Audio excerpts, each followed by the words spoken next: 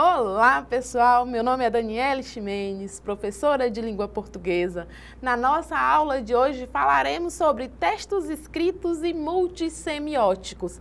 Textos escritos você com certeza já deve saber o que é.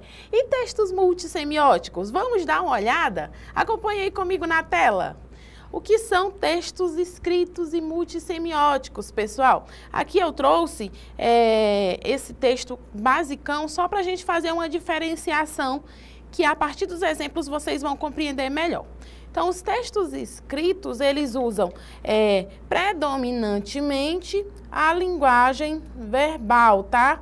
Então, isso significa dizer que eu observo basicamente ali o uso das palavras.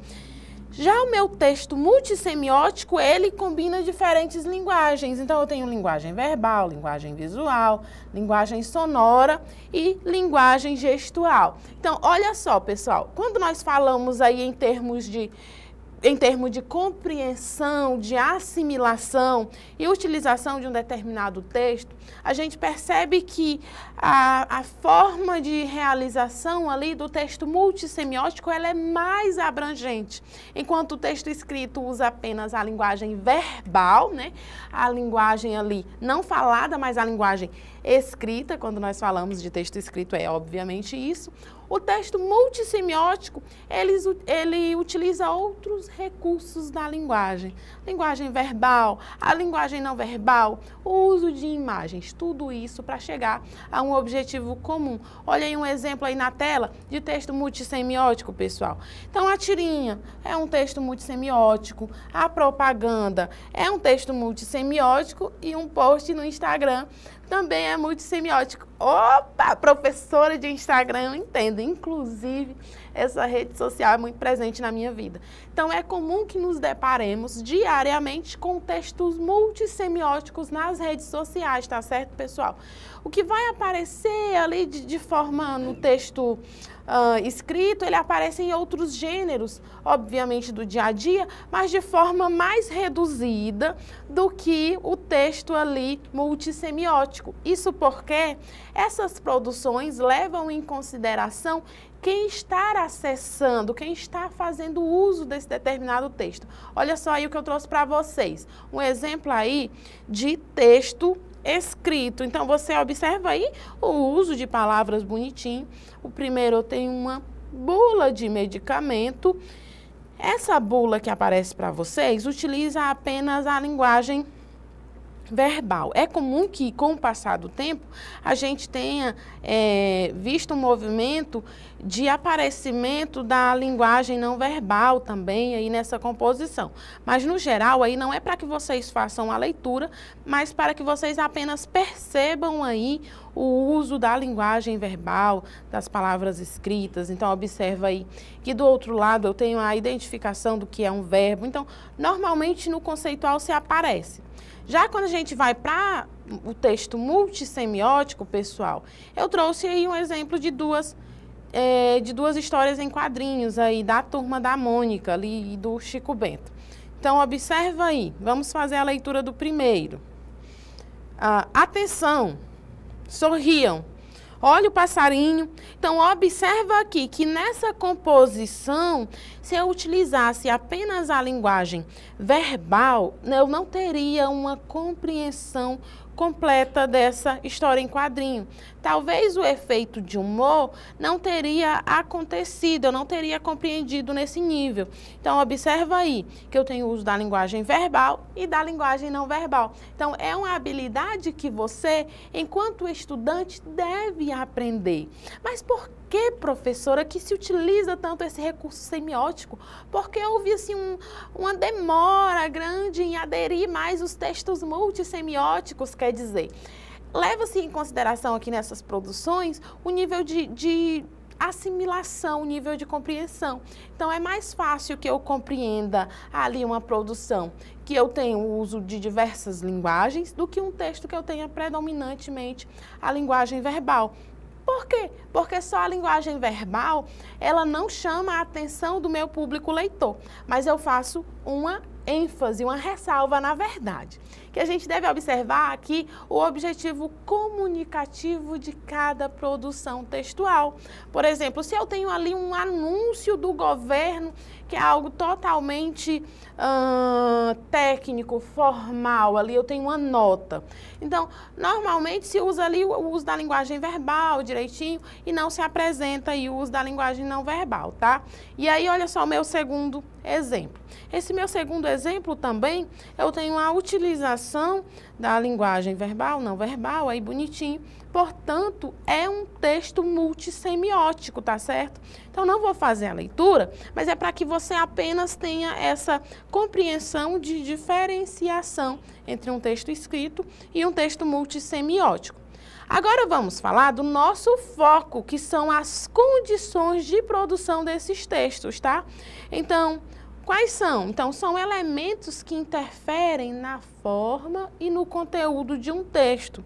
Então, quem escreve? Para quem escreve? Onde será publicado? Qual a intenção?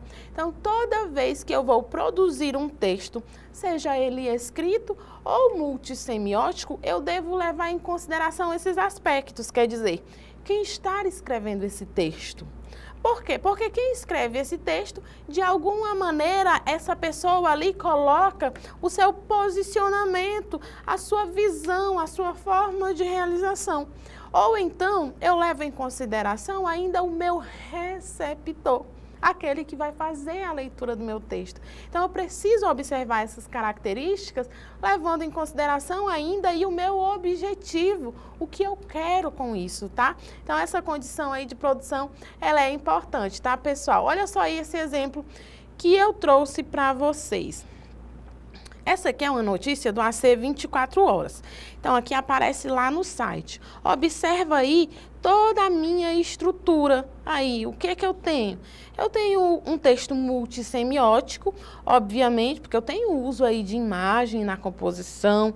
Eu tenho a linguagem verbal, eu tenho a linguagem não verbal. Obviamente que eu tenho uma predominância do texto em si, do texto escrito, mas, no entanto, aí eu tenho a presença dos dois. Essa mesma notícia, ela foi colocada aí em um outro meio, em um outro suporte, que é a rede social.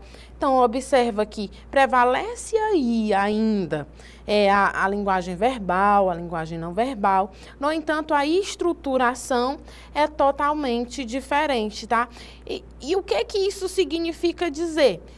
Significa dizer que o redator aí, o dono do AC 24 Horas, enfim, pensou-se o seguinte: eu preciso atingir o maior número possível de pessoas que acessam essa notícia, acessam as minhas reportagens. Mas onde as pessoas estão?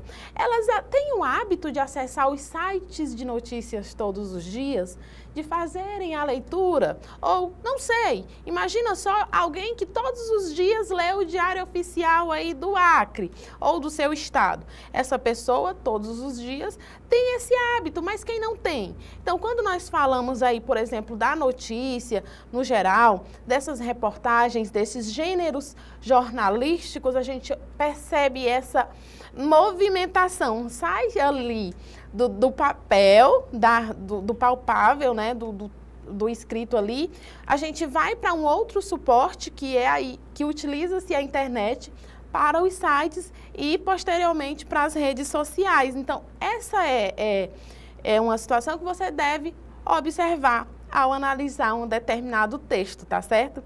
E aí, pessoal, em seguida, eu tenho o lugar social do autor, né? O lugar social de quem escreve. Por quê? Porque a partir desse lugar social aqui, pessoal, desse meu lugar social, ele vai influenciar no vocabulário usado, os temas abordados e a perspectiva do texto. Quer dizer, imagina só que eu tenho uma pessoa que tenha um posicionamento sobre determinada temática, mas ela ocupa um lugar social que não permite que ela faça essa inferência. Então, ela precisa ser imparcial, ela tem que mostrar o ponto de vista relacionado à função social que ela desempenha. E isso é muito perceptível quando nós temos colunistas, quando nós temos ali a carta ao leitor, enfim, vários gêneros textuais que mostram essa perspectiva e que é importante. Observa aí esse exemplo que eu tenho em relação ao tema, tá? Então, eu tenho um tema igual, só que a partir desse tema, dependendo de quem escreve, a minha abordagem vai ser diferente, tá certo, pessoal? Agora vamos falar um pouco aqui da imagem que se pretende passar de si mesmo. Então, um texto, ele vai revelar aí, ou tentar construir, uma imagem do autor. Quer dizer, o que seria essa imagem do autor? Eu quero parecer confiável? Eu quero parecer engraçado? Eu quero mostrar autoridade? Eu quero me aproximar do meu leitor? Então, é um recurso muito importante, quer dizer, sempre que eu vou produzir um texto, eu tenho um objetivo comunicativo. E a partir desse objetivo comunicativo é que eu faço a minha construção textual, adequando ao contexto direitinho a situação comunicativa em si, tá certo? E aí, pessoal, eu tenho ainda o leitor pretendido. Se de um lado eu tenho o autor, aquele que escreve, eu também tenho o leitor pretendido.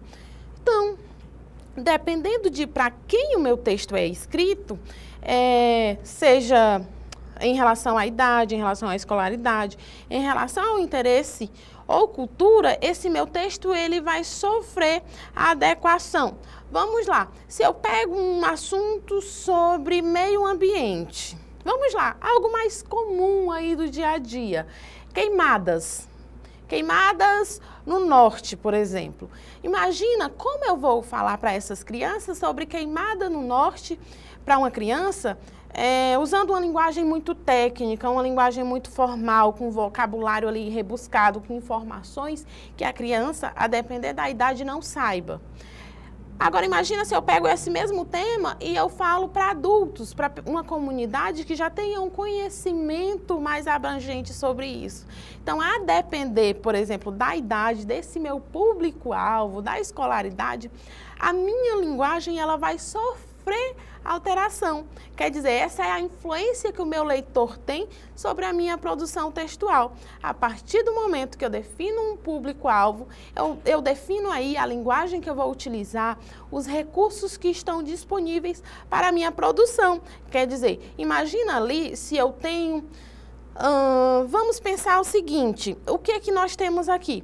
As placas, as sinalizações, elas são adequadas, ou devem, pelo menos, ser adequadas ao público no geral, quer dizer, então a comunidade surda, as pessoas alfabetizadas, não alfabetizadas, pessoas com nível escolar concluído, médio, fundamental, superior, ou pessoas sem escolaridade nenhuma. Então, eu devo adequar aí a linguagem a esses públicos no geral. Então, o que se utiliza? Utiliza aí o texto multissemiótico, quer dizer, eu posso não saber ler as palavras ali, eu posso não ser alfabetizada, mas a partir da minha leitura da imagem, eu consigo compreender nitidamente o que eu preciso saber, tá? E aí, olha só o que eu trouxe como exemplo para vocês.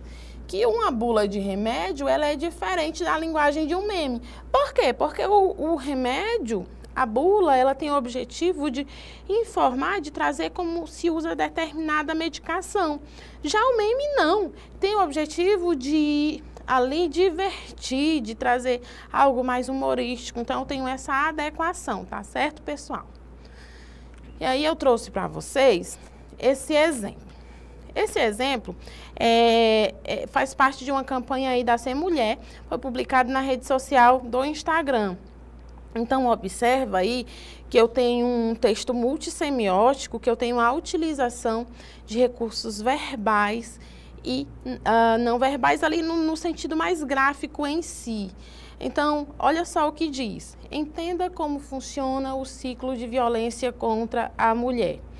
Primeira fase, que é a fase da tensão. Então, há o clima de nervosismo, discussões, controle e ameaças. A vítima tenta evitar o conflito.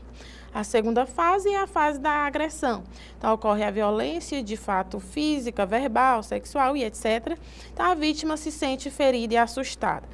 Então, observa que aí já no outro lado, nós temos ali surto agressivo, controle emocional, intimidação, sobrecarga emocional, clima de inquietação, estado de alerta constante, ataque impulsivo.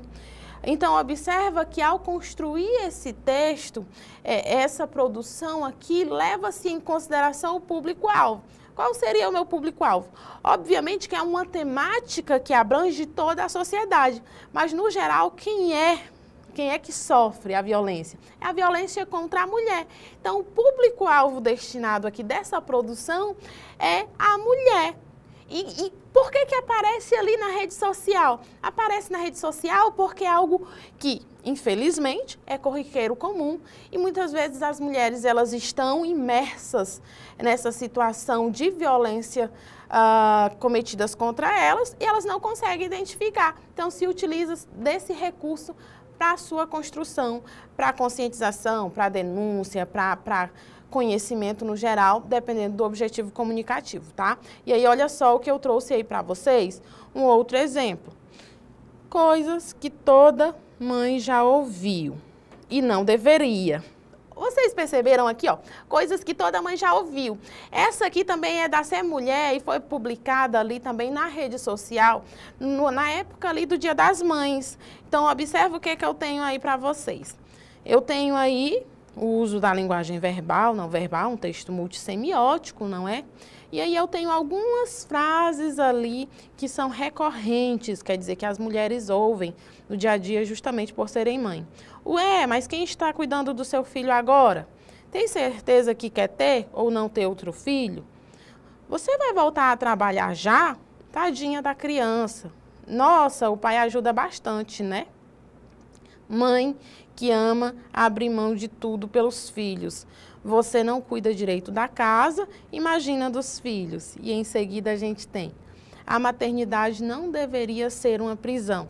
Toda mãe tem direito a sair, trabalhar, ter vida própria, com rede de apoio e responsabilidade compartilhada. Então, observa que o meu objetivo nessa produção aqui é totalmente de conscientização. Por quê? Porque muitas vezes as mulheres, elas estão inseridas ali naquele ambiente, são mães, e elas são reprimidas, quer dizer, sou mãe e alguns direitos meus serão negados justamente pelo fato de eu ser mãe.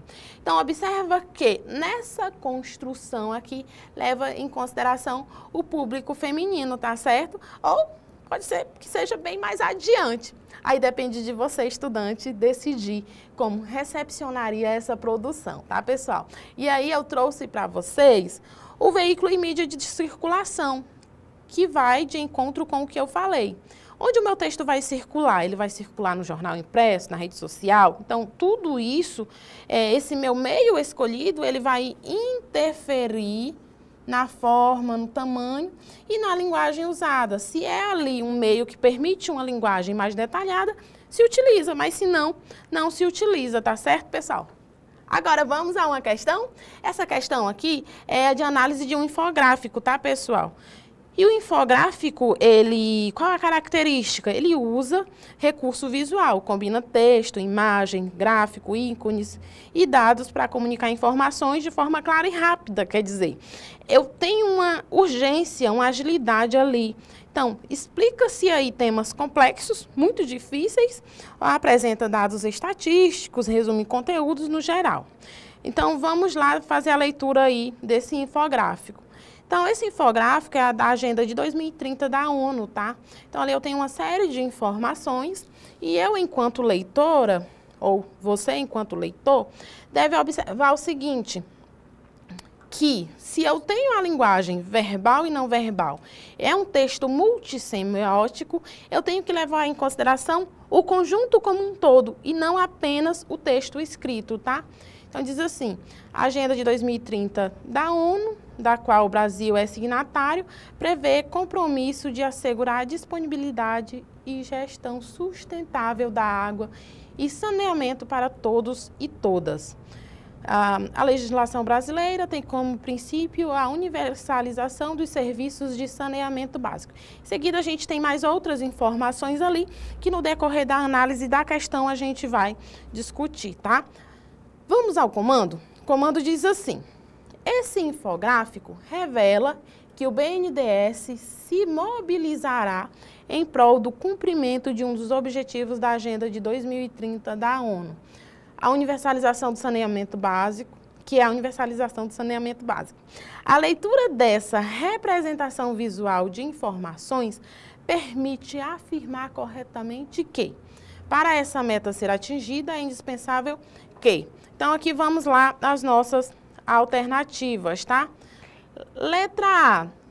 O investimento em sistemas de abastecimento de água seja priorizado em relação à ampliação de esgotamento sanitário.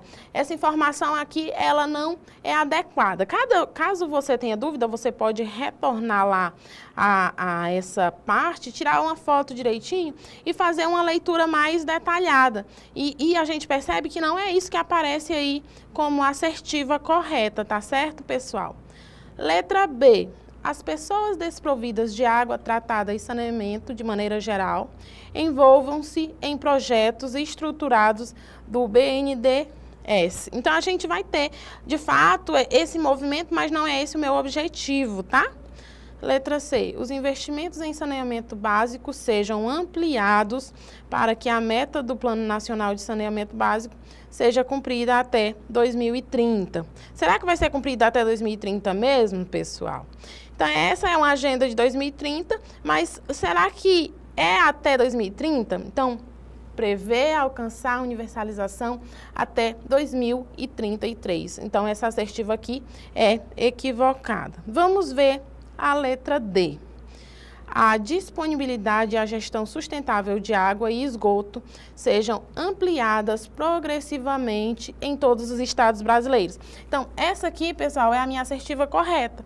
Por quê? Porque, de modo simplificado, o meu infográfico, ele deixa claro a importância do investimento em água e tratamento de esgoto, assim, para o cumprimento das metas estipuladas aí pela ONU. Então, o mapa apresentado aqui, ó, no canto superior direito, ele evidencia a necessidade de alcance de todos os estados brasileiros, em conformidade com o que prevê o Plano Nacional de Saneamento Básico, tá certo? Então, a minha assertiva correta é a letra D. Por que não é a letra E? Porque essa aqui não se adequa em relação ao apoio de instituições bancárias, tá certo, pessoal? Então, essa é uma atividade, é uma questão que exige muito de você essa interpretação como um todo. Vamos ao resumo da nossa aula? Então, na nossa aula de hoje, sobre o que nós falamos? Nós falamos sobre textos escritos e multissemióticos, suas condições de produção, lugar social, aí o autor e o leitor pretendido e ainda o veículo e mídia de circulação. Então, eu espero que você tenha aprendido muito o que é um texto escrito, o que é um texto multissemiótico e como isso vai influenciar na sua vida enquanto estudante, tá certo? Nós ficamos por aqui, eu te vejo na próxima. Tchau!